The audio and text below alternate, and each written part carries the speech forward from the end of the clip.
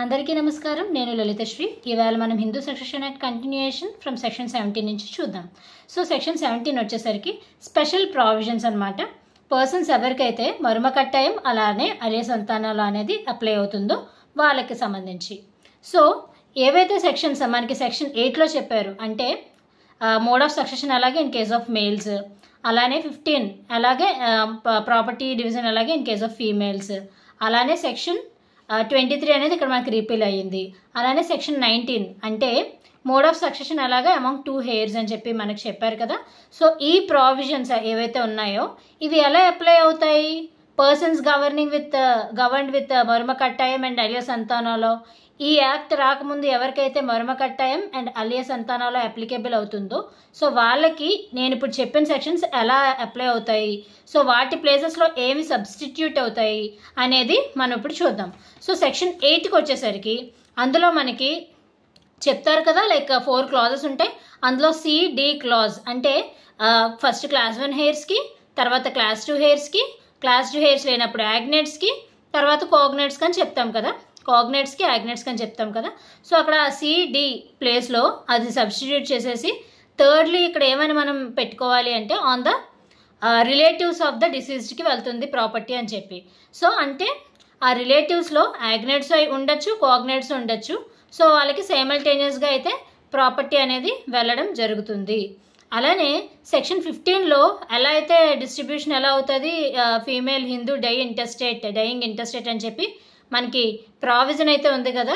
అందులో ఏమని చెప్పారు మనకి, ఫస్ట్ ఏమో సన్కి డాటర్కి, లేదంటే children of predeceased son and daughter, లేదంటే హస్బెండ్ అని, అది ఫస్ట్.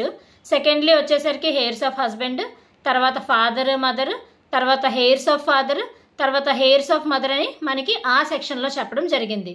సో ఇప్పుడు ఆ ప్లేస్లో మనకి ఇక్కడ హెయిర్స్ ఆర్డర్ అనేది మారిపోతుంది. ఏంటో చూద్దాం.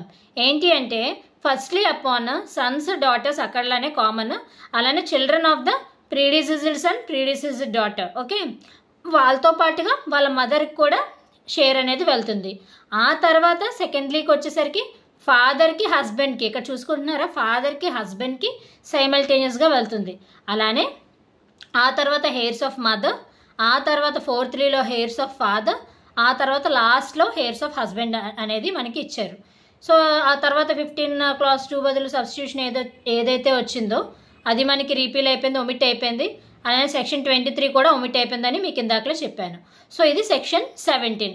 ఇదేమంతా మెయిన్స్ పాయింట్ ఆఫ్ వ్యూలో ఇంపార్టెంట్ కాదు, బట్ ఆర్డర్ అయితే గుర్తుంచుకుంటే బెటర్ ఫర్ ప్రిలిమ్స్. అయిపోతే సెక్షన్ 18. సో సెక్షన్ 18 ఏంటంటే full blood preferred to half blood అనమాట. సో ఎప్పుడైనా 2 హెయిర్స్ ఉన్నారు, సో వాళ్ళలో ఎవరికి ప్రాపర్టీ వెళ్తుంది అంటే ఫుల్ బ్లడ్ ఉన్న వాళ్ళకే ప్రిఫరెన్స్ అనేది ఉంటుంది. హాఫ్ బ్లడ్తో కంపేర్ చేసుకుంటే మనకు తెలుసు కదా, ఫుల్ బ్లడ్ అంటే కామన్ యాన్సిస్టర్ సేమ్ వైఫ్, అదే హాఫ్ బ్లడ్ అయితే common ancestor different wives, okay. అలానే మనకి 19లో మోడ్ ఆఫ్ సక్సెషన్ చెప్తున్నారు, అది కూడా 2 or more హెయిర్స్కి సంబంధించి. సో ఇక్కడ వచ్చేసరికి 2 or more హెయిర్స్ అనేవాళ్ళు ప్రాపర్టీకి సక్సీడ్ అవ్వాలి, ఓకే. అక్కడ పర్సన్ అనేవారు డైడ్ ఇంటెస్టేట్ అనమాట, వితౌట్ ఎనీ విల్ చనిపోయారు.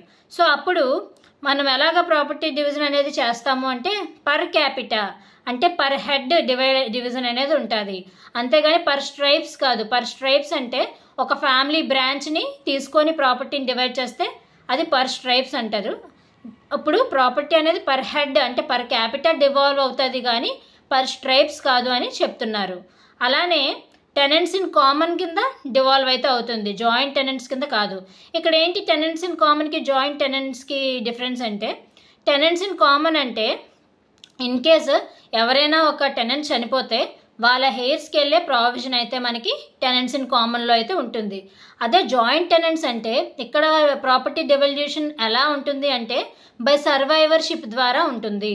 అంటే ఎవరైతే బ్రతుకుంటారో వాళ్ళకి మాత్రమే ప్రాపర్టీ వెళ్తుంది. ఇన్ కేస్ ఎనీ హెయిర్ అనేవారు ముందుగా చనిపోయి ఉంటే, డిసీజ్డ్ కన్నా ముందుగా ప్రీ డిసీజ్డ్ అయిపోయి ఉంటే, అప్పుడు ఆయన ప్రాపర్టీ కూడా ఎవరైతే సర్వైవర్స్ ఉన్నారో వాళ్ళే డిస్ట్రిబ్యూషన్ అనేది చేసుకుంటారు, ఆ డిసీజ్డ్ హెయిర్స్కి అయితే వెళ్ళదు. సో ఆ ప్రావిజన్ బదులుగా ఇక్కడ మనకి టెనెంట్స్ ఇన్ కామన్కి ప్రిఫరెన్స్ ఉంటుంది rather than joint tenants, okay. వాళ్ళు ప్రివేల్ అవుతారు. టెనెంట్స్ ఇన్ కామన్ అంటే ఎవరైతే డిసీజ్డ్ ఉంటారో వాళ్ళ హెయిర్స్కి వెళ్ళే ప్రావిజన్ అనేది కల్పించడం జరిగింది. సో ఇక్కడికి వచ్చేసరికి మనకి సెక్షన్ 20 నుంచి సెక్షన్ 29 వరకు చాలా ఇంపార్టెంట్ అనమాట మెయిన్స్కి సంబంధించి. సో సెక్షన్ 20 ఏం చెప్తుంది? సెక్షన్ 20 ఏం చెప్తుందంటే right of child in womb. Okay, so ఎవరైతే చైల్డ్ వాళ్ళ మదర్ వూంబ్లో ఉంటారో at the time of the death of the intestate చనిపోయే టైంకి ఆయన మదర్ వూంబ్లో ఉన్నారు. తర్వాత సబ్సిక్వెంట్గా బోర్న్ అలైవ్, ఆయన తర్వాత ఆయన చనిపోయినాక పుట్టడం జరుగుతుంది, అలైవ్గా ఉంటారు. సో అప్పుడు మనం ఆయనకు కూడా రైట్ ఇస్తామన్నమాట. మనం ఏమని ప్రెజ్యూమ్ చేసుకుంటామంటే ఎవరైతే చైల్డ్ ఇన్ వూంబ్ ఉన్నారో ఆయన బిఫోర్ ద ఇంటెస్టేట్ డెత్తే పుట్టినట్టు, ఆయన పుట్టే ఒకవేళ ఏదైతే షేర్ ఆయనకి అలాట్ అవుతుందో సో ఆ షేర్ ఆయనకి విత్ ఎఫెక్ట్ ఫ్రమ్ ఎవరైతే పర్సన్ డిసీజ్డ్ ఉన్నారో ఇంటెస్టేట్, ఆయన డేట్ ఆఫ్ డెత్ నుంచి ఆ ప్రాపర్టీ అనేది ఆయనకి డివాల్వ్ అయిపోతుంది. మైనర్ అనే వాళ్ళకి ఇన్హెరిటెన్స్ అనేది డివాల్వ్ అయిపోతుంది. అంటే ఆయన బిఫోర్ డిసీజ్డ్ ఎవరైతే ఇంటెస్టేట్ చనిపోయారో ఆయన ముందే పుట్టినట్టుగా లా అనేది ప్రెజ్యూమ్ చేసుకొని ఆయనకి రావాల్సిన షేర్ కూడా ఆయనకి ఇచ్చేలా చేస్తుంది. సో ఆ ఇన్హెరిటెన్స్ అనేది ఎప్పటి నుంచి ఆయనకి వెస్ట్ అవుతుంది? From the date of the death of the intestate చనిపోయిన డేట్ ఆఫ్ డెత్ నుంచి ప్రాపర్టీ అనేది ఆ మైనర్ చైల్డ్కి వెస్ట్ అవ్వడం అయితే జరుగుతుంది. అలానే సెక్షన్ 21 మనకు చెప్తుంది presumption in case of simultaneous deaths. అంటే ఇప్పుడు ఇద్దరు చనిపోయారు సైమల్టేనియస్గా, సో ఎవరు ఫస్ట్ చనిపోయారు అనే క్వశ్చన్ వచ్చేటప్పుడు ఎల్డర్ అనేవారే ముందు చనిపోయారని మనం తీసుకోవాలి. ఇక్కడ ఏమని అంటామంటే యంగర్ సర్వైవ్డ్ ద ఎల్డర్ అంటాం. అంటే ఎల్డర్ కన్నా యంగర్ అనేవారు సర్వైవ్ అయ్యారు అంటే బ్రతికారు, అంటే ఎల్డరే ఫస్ట్ చనిపోయారు. ఆ తర్వాత చిన్న ఏజ్ వాళ్ళు అంటే యంగర్ పర్సన్స్ ఎవరైతే ఉన్నారో వాళ్ళు చనిపోయారు అని చెప్పి లా అయితే ప్రెజ్యూమ్ చేసుకోవడం అనేది జరుగుతుంది. అలానే సెక్షన్ 22 ఏం చెప్తుందంటే మనకి ప్రిఫరెన్షియల్ రైట్ అనేది చెప్తుంది. అది కూడా టు ఎక్వైర్ ప్రాపర్టీ. ఎప్పుడైనా ఈ యాక్ట్ అనేది కమెన్స్ అయ్యాక కానీ తీసుకుంటే ఏదైతే ఇమ్మూవబుల్ ప్రాపర్టీలో మనకి ఇంట్రెస్ట్ అనేది ఉంటుందో అది కూడా ఇంటెస్టేట్ ఇమ్మూవబుల్ ప్రాపర్టీ, లేదా ఇంటెస్టేట్ అనేవారు ఏదైనా బిజినెస్ క్యారీ చేస్తున్నారు, అది ఆయన అంతలైన ఓన్గా సోల్గా అయి ఉండొచ్చు, లేదంటే ఇన్ కంజంక్షన్ లేదంటే ఎవరితోనైనా లైక్ పార్ట్నర్షిప్లా ఫామ్ అయ్యి ఒక బిజినెస్ అనేది క్యారీ చేస్తూ ఉండొచ్చు. సో ఆ ఇంటెస్టేట్కి ఏదైతే ప్రాపర్టీ ఉందో ఇమ్మూవబుల్ ప్రాపర్టీ కానీ బిజినెస్ కానీ ఒక 2-3 పర్సన్స్కి అయితే డివాల్వ్ అయిందని అనుకుందాం. ఓకే, ఆ 2-3 పర్సన్స్లో ఒకరు ఆయనకు వచ్చిన ఇంట్రెస్ట్ని షేర్ చేద్దాం అంటే ఇంకొకరికి ట్రాన్స్ఫర్ చేసేద్దాం అనుకుంటున్నారు. సో ట్రాన్స్ఫర్ చేసేసే ముందు ఆయన ఏం చేయాలి అంటే మిగతా ఇద్దరు హెయిర్స్ ఉంటారు కదా వాళ్ళకి చెప్పాలన్నమాట. ఎందుకంటే వాళ్ళకి ప్రిఫరెన్షియల్ రైట్ ఉంటుంది. అంటే వేరే థర్డ్ పార్టీకి అమ్మే ముందు ఎవరైతే ఆయన తోటి హెయిర్స్ ఉంటారో వాళ్ళకి ముందు ఇంటిమేషన్ ఇచ్చి వాళ్ళకి ఏమైనా ఎక్వైర్ చేసుకునే ఇంట్రెస్ట్ ఉంటుందా లేదా తెలుసుకొని అప్పుడు ట్రాన్స్ఫర్ అనేది చేయాలన్నమాట. అది వాళ్ళకుండే ప్రిఫరెన్షియల్ రైట్. సో ఇప్పుడు మనకి డౌట్ వస్తుంది, సరే వాళ్ళు ప్రాపర్టీ అనేది ఎక్వైర్ చేస్తారు, బట్ ఏంటి ఏ కన్సిడరేషన్కి ఎక్వైర్ చేస్తారు అనేది. ఇన్ కేసు 3 హెయిర్స్ మధ్యలో ఒక అగ్రిమెంట్ అనేది రాకపోతే వాళ్ళు కోర్టుకి అప్రోచ్ అయితే అవ్వచ్చు. ఏంటి అంటే ఏ కన్సిడరేషన్కి ఆ ఇంట్రెస్ట్ ఏదైతే ఉందో వాళ్ళు ఎక్వైర్ చేసుకోవచ్చు. ఎవరైతే హెయిర్ అనేవారు ట్రాన్స్ఫర్ చేయాలనుకుంటున్నారో ఆ ప్రాపర్టీని ఎంత అమౌంట్కి ఇంట్రెస్ట్ అనేది ఎక్వైర్ చేసుకోవచ్చు అనే క్వశ్చన్కి సంబంధించి సివిల్ కోర్టులో ఒక అప్లికేషన్ అయితే వేసుకుంటే అప్పుడు సివిల్ కోర్ట్ అనేది డిసైడ్ చేస్తుంది అనమాట ఎంత కన్సిడరేషన్కి అయితే ఆ ప్రాపర్టీని ఎక్వైర్ చేసుకోవాలి మిగతా హెయిర్స్ అనేవాళ్ళు. అంటే అప్పుడు ఆ హెయిర్ అనేవాళ్ళు ఏదైతే కోర్ట్ డిసైడ్ చేస్తుందో ఈ ఆ కన్సిడరేషన్కే యాక్సెప్ట్ చేయాల్సి ఉంటుంది. ఇన్ కేస్ కోర్ట్ అనేవారు చెప్పిన తర్వాత ఆ కన్సిడరేషన్కి ఆ అమౌంట్కి ఎవరైతే హెయిర్ ముందు ఇంట్రెస్ట్ చూపించారో ఎక్వైర్ చేసుకోవడానికి, కానీ ఆయన తర్వాత అమ్మో ఇంత ఎక్కువ కన్సిడరేషనా నేను ఎక్వైర్ చేయలేను అలా అనుకొని ఎక్వైర్ చేయడానికి ఆయన ఒప్పుకోలేదు. అప్పుడు ఏదైతే అప్లికేషన్ కాస్ట్ ఉంటాయో ఇంకా దానికి సంబంధించిన ఏవైతే కాస్ట్ ఉంటాయో అవన్నీ కూడా ఎవరైతే హెయిర్ ముందు ఎక్వైర్ చేసుకుంటానని చెప్పి తర్వాత ఒప్పుకోరో వాళ్ళే భరించాల్సిన ప్రావిజన్ అయితే మనకి సెక్షన్ 22లో చెప్పడం జరిగింది. అలానే ఒకవేళ ఇద్దరు హెయిర్స్ ఇంట్రెస్ట్ చూపిస్తున్నారు ఆ షేర్ని ఎక్వైర్ చేసుకోవడానికి, అప్పుడు ఎలా అని అంటే ఎవరైతే ఎక్కువ కన్సిడరేషన్ పే చేయడానికి రెడీగా ఉంటారో సో వాళ్ళకైతే మనం ఆ షేర్ని ట్రాన్స్ఫర్ చేయడం జరుగుతుంది.